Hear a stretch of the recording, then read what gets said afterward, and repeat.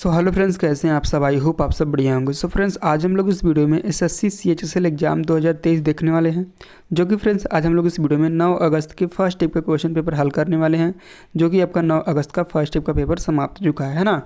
तो दोस्तों हम लोग देखेंगे इसमें कौन कौन से क्वेश्चन पूछे गए हैं, और जितने भी क्वेश्चन आपके पूछे गए हैं दोस्तों उनसे संबंधित दोस्तों हम लोग एक्स्ट्रा फैक्ट भी डिस्कस करेंगे, क्योंकि दोस्तों आपके आगामी शिफ्टों में यहीं से क्वेश्चन देखने को मिलता है। ठीक है, तो इस वीडियो को आप लोग पूरा ध्यान से और एंड तक वॉच करिएगा। वीडियो में किसी भी क्वेश्चन के आंसर आपको पहले से पता है तो दोस्तों आप लोग कमेंट बॉक्स में लिख सकते हैं।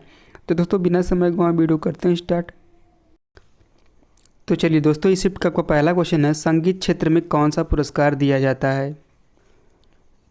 तो दोस्तों संगीत नाटक अकादमी पुरस्कार दिया जाता है। यह वर्तमान में संस्कृति मंत्रालय भारत सरकार का एक स्वायत्त निकाय है। अकादमी प्रदर्शन कला के क्षेत्र में राष्ट्रीय महत्व के संस्थानों और परियोजनाओं की स्थापना करती है। कुछ दोस्तों महत्वपूर्ण संस्थाएं हम लोग देख लेते हैं, क्योंकि यहाँ से क्वेश्चन पूछ लिया है तो इनसे संबंधित दोस्तों हम लोग एक्स्ट्रा फैक्ट भी देखना जरूरी है। ठीक है, चलिए देखते हैं। तो चलिए दोस्तों हम लोग देख लेते हैं। दोस्तों पहला आपका है राष्ट्रीय नाट्य विद्यालय। दोस्तों राष्ट्रीय नाट्य विद्यालय का हेडक्वार्टर नई दिल्ली में है और इसकी स्थापना हुई थी 1959 में। अगला आपका है जवाहरलाल नेहरू मणिपुरी नृत्य अकादमी। दोस्तों जवाहरलाल नेहरू मणिपुरी नृत्य अकादमी का हेडक्वार्टर इम्फाल में है और इसकी स्थापना 1954 में हुई थी। दोस्तों मणिपुर का राजधानी इम्फाल है, वहीं इसका हेडक्वार्टर है। ठीक है, अगला आपका है कथक केंद्र। दोस्तों कथक केंद्र राष्ट्रीय कथक नृत्य संस्थान है और इसका हेडक्वार्टर नई दिल्ली में है और इसकी स्थापना 1964 में हुई थी। अगला आपका है कुटियट्टम। कुटियट्टम केरल का सांस्कृतिक थिएटर है, जो कि पूर्वी भारत के छऊ नृत्य, असम की सत्रिय परंपरा आदि के समर्थन की राष्ट्रीय परियोजनाएं हैं। ठीक है, तो ये सभी दोस्तों आपको ध्यान में रखना है। ठीक है, चलिए दोस्तों अगला क्वेश्चन देखते हैं।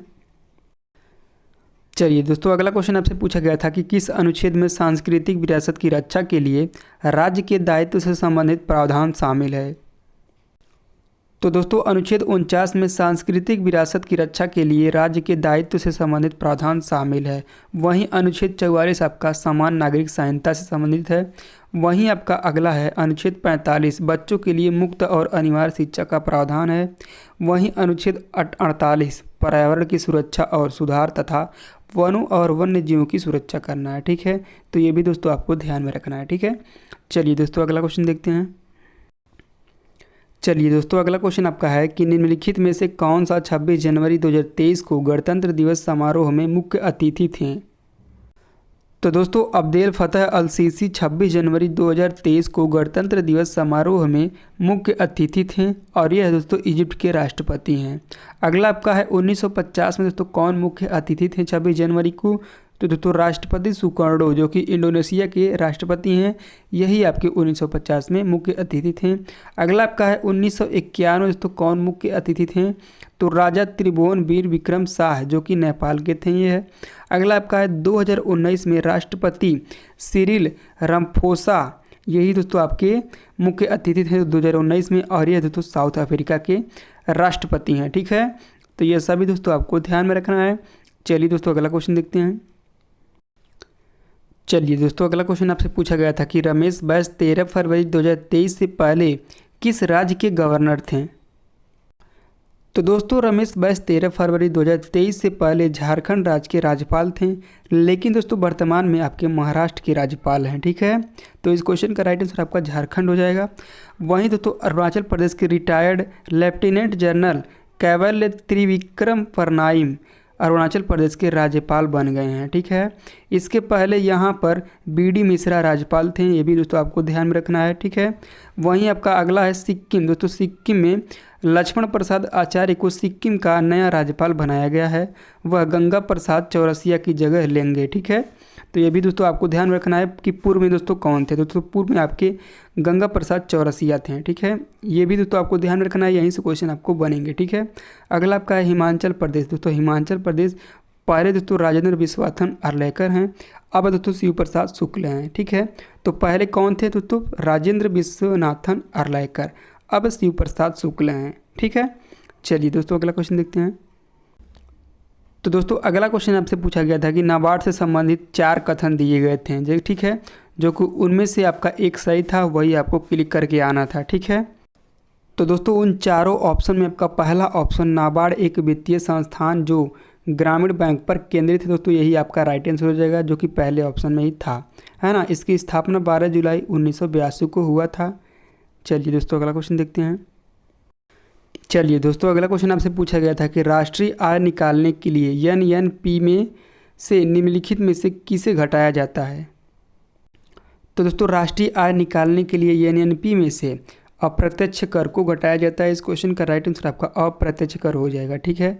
राष्ट्रीय आय बराबर उत्पादन लागत पर निवल राष्ट्रीय उत्पाद एनएनपी एट फैक्टर कॉस्ट बराबर एनएनपी बाजार कीमतों पर निवल राष्ट्रीय उत्पाद माइनस निवल प्रत्यक्ष कर प्लस इमदाद सब्सटाइट हो जाएगा, ठीक है।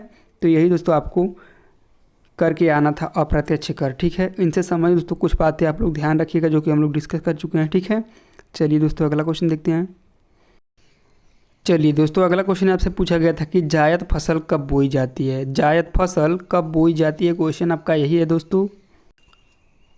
तो दोस्तों जायद फसल आपका मार्च अप्रैल में बोई जाती है। इस क्वेश्चन का राइट आंसर आपका मार्च अप्रैल हो जाएगा, ठीक है। अब जायद रबी और रायफल के मध्य में बोई जाने वाली फसल है। इन जीवों में प्रमुख रूप से टड़ा, तरबूज, खरबूजा, खीरा, ककड़ी, लौकी, तरोई, बड़ी अरबी शामिल है, ठीक है। चलिए दोस्तों अगला क्वेश्चन देखते हैं। चलिए दोस्तों अगला क्वेश्चन आपसे पूछा गया था कि आईसीसी वुमेन्स इमर्जिंग प्लेयर 2022 कौन है।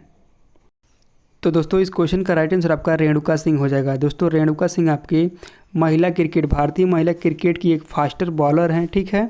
तो इस क्वेश्चन का राइट आंसर आपका रेणुका सिंह हो जाएगा। वहीं दोस्तों बल्लेबाज सूर्य कुमार यादव को 2022 का men's T20 cricketer of the year चुना गया है। ये भी दोस्तों आपको ध्यान में रखना है। अगला आपका है पुरुष कैटेगरी में दक्षिण अफ्रीका के तेज गेंदबाज मार्को जॉनसन को emerging cricketer of the year का अवार्ड भी मिला है दोस्तों, ये भी आपको ध्यान में रखना है, ठीक है। चलिए दोस्तों अगला क्वेश्चन देखते हैं। चलिए दोस्तों अगला क्वेश्चन आपसे पूछा गया था कि 2011 की जनगणना के अनुसार मृत्यु दर क्या थी। तो दोस्तों 2011 की जनगणना के अनुसार मृत्यु दर आपका 7.2% प्रति 1000 में से है, ठीक है, प्रति 1000 व्यक्तियों में से, ठीक है। तो आप लोग यहाँ पे समझिएगा दोस्तों, 1000 व्यक्तियों में से आपका मृत्यु दर निकाला जाता है, ठीक है। 2011 की जनगणना के अनुसार भारत में शिशु मृत्यु दर 1000 प्रति 44 है। सरकार के प्रयासों से मृत्यु दर 1951 में 25 प्रति 1000 जनसंख्या से घटकर 2011 में 7.2% 1000 हो गई है, ठीक है। जन्म के समय जीवन प्रत्याशा 1951 में 36.7 वर्ष से बढ़कर 2012 में 67.9 वर्ष हो गई है दोस्तों। ये भी आपको ध्यान रखना है, कितना घटकर कितना हो गई है, ठीक है। चलिए दोस्तों अगला क्वेश्चन देखते हैं। ये बहुत ही इंपॉर्टेंट है दोस्तों, इसे आप लोग ध्यान में रखिएगा, ठीक है। चलिए दोस्तों अगला क्वेश्चन आपसे पूछा गया था कि नील्स बॉहर ने बॉहर मॉडल की खोज किस वर्ष की थी। तो दोस्तों नील्स बॉहर ने बॉहर मॉडल की खोज आपका 1913 में की थी। इस क्वेश्चन का राइट आंसर आपका 1913 हो जाएगा, ठीक है। नील्स बॉहर ने 1913 में परमाणु हाइड्रोजन मॉडल पेश किया। उन्होंने इसे एक सकारात्मक रूप से चार्ज किए गए नाभिक के रूप में वर्णित किया, जिसमें प्रोटॉन और न्यूट्रॉन शामिल थे, जो एक नकारात्मक चार्ज इलेक्ट्रॉन बादल से घिरा हुआ था। मॉडल में इलेक्ट्रॉन परमाणु कोश में नाभिक की परिक्रमा करते हैं, ठीक है। चलिए दोस्तों अगला क्वेश्चन देखते हैं। इस क्वेश्चन का राइट आंसर आपका 1913 हो जाएगा।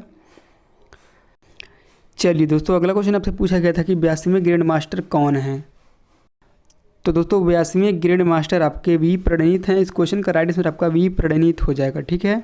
दोस्तों ये देखिए पिछले शिफ्ट में जो क्वेश्चन आपसे पूछा गया था कि 77वें ग्रैंड मास्टर कौन बने हैं, तो इसी समय दोस्तों मैं आपको बता दिया था कि 82वें ग्रैंड मास्टर कौन बने हैं, ठीक है। पूरी डिटेल्स में हम लोग डिस्कस कर लिए थे, ठीक है दोस्तों। इसीलिए मैं आप लोग को कहता हूँ कि जितने भी एक्स्ट्रा फैक्ट है ना, उन सभी दोस्तों आपको ध्यान में रखना है, ठीक है। तो चलिए दोस्तों एक नज़रिए से भी एक बार और देख लेते हैं, ठीक है। तो दोस्तों भारत के 77वें ग्रैंड मास्टर आपकी आदित्य मित्तल बने हैं। भारत के 78वें ग्रैंड मास्टर आपके कौस्तु चटर्जी बने हैं। भारत के 79वें ग्रैंड मास्टर यम प्रनेश बने हैं। भारत के 80वें ग्रैंड मास्टर आपके विघ्नेश बने हैं। भारत के 81वें शतरंज ग्रैंड मास्टर सायतन दास बने हैं। और 82वें आपके ग्रैंड मास्टर वी प्रणीत बने हैं, जो कि क्वेश्चन हम लोग पिछले देखा है, पिछला क्वेश्चन यही था आपका, ठीक है। और भारत के 83वें शतरंज ग्रैंड मास्टर आदित्य यश सावंत बने हैं, ठीक है। तो ये सभी दोस्तों आपको ध्यान में रखना है। चलिए दोस्तों अगला क्वेश्चन देखते हैं। चलिए दोस्तों, अगला क्वेश्चन आपसे पूछा गया था कि लाइट्स क्रिकेट ग्राउंड में 2012 में ओलंपिक का कौन सा प्रतियोगिता खेला गया था। क्वेश्चन क्या है दोस्तों, लाइट्स क्रिकेट ग्राउंड में 2012 में ओलंपिक का कौन सा प्रतियोगिता खेला गया था। क्वेश्चन आपका यही है। तो दोस्तों इस क्वेश्चन का राइट आंसर आपका आर्चरी इवेंट हो जाएगा। ठीक है, तो दोस्तों ये थे आपके 9 अगस्त के बच्चों द्वारा हमें जितने भी क्वेश्चन मिले हैं, ये दोस्तों 100% रियल क्वेश्चन है। दोस्तों अगर जो हमारा वीडियो आपको थोड़ा सा भी पसंद आया हो तो दोस्तों प्लीज़ वीडियो को लाइक कर दीजिएगा और चैनल पर दोस्तों पहली बार विजिट किए सब्सक्राइब करना ना भूलेगा, क्योंकि दोस्तों मैं इसी तरह के डेली वीडियो आपको इसी चैनल के माध्यम से प्रोवाइड करता रहता हूं और दोस्तों करता रहूँगा। ठीक है दोस्तों, मिलते हैं नेक्स्ट वीडियो में, तब तक के लिए जय हिंद जय भारत।